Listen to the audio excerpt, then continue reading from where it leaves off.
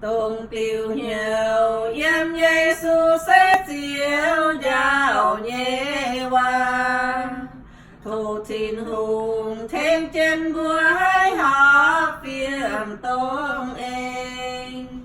Trình tròn nhiều choàng trên dùn chiều nhây khu phiên. Tông chiếu bên giang quân bùa dầu nhây công.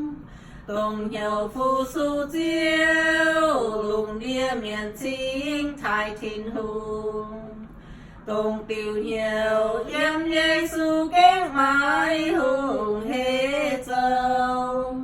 Sa tàn ôi tai hỏi bùa xuyên Giê-xu nhé miền.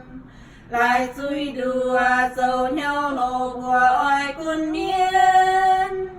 Lại căn quài mai chip miền khuyên nhé hoa.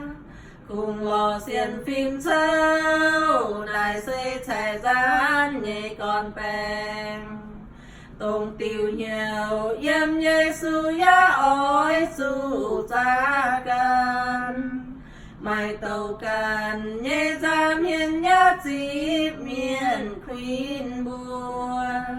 Dù tao cao tô kinh sâu ya ê chân châu. Ya gói ê thô sinh linh tại thênh bùa.